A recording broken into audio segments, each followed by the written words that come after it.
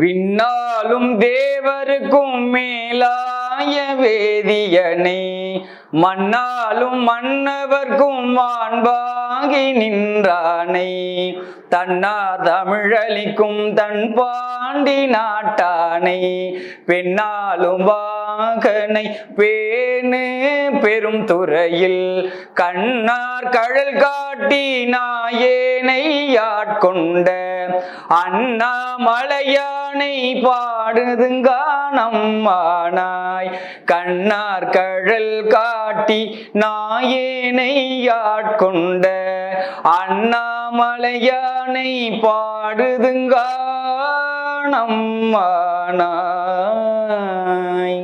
திருச்சிற்றம்பலம். வல்லாள மகாராஜாவின் சரிதம்.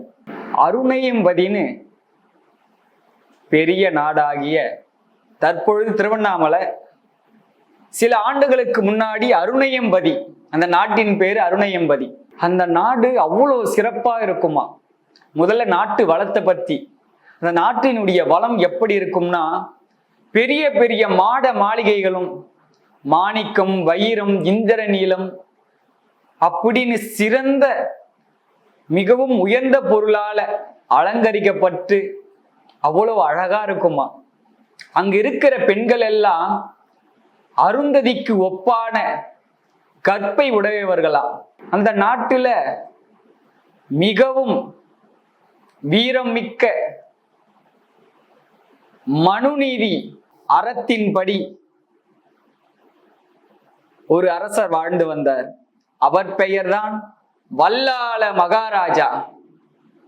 அந்த வல்லாள மகாராஜா என்பவர் எப்படின்னா, இந்த நாட்டு மக்களுக்கு அவ்வளவு சிறப்பா ஒரு சிறந்த தலைவனாகவும், போர்லையும் சரி எல்லாத்துலயும் சரி ஒரு சிறந்த தலைவனாக இருந்தார்.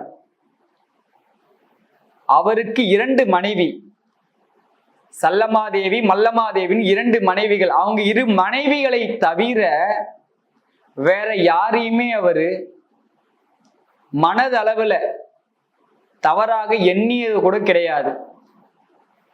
அந்நாட்டு மக்கள் பெண்களிடமோ அனைவரிடமே எல்லா பெண்களுடைய தமக்கையாகவும் அக்காவாகவும் அப்படிதான் பழகுவார்.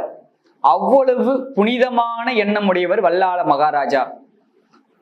அவர் இந்த கோயிலுடைய திருப்பணிகள் எல்லாம் அவ்வளவு சிறப்பா செய்வாரு.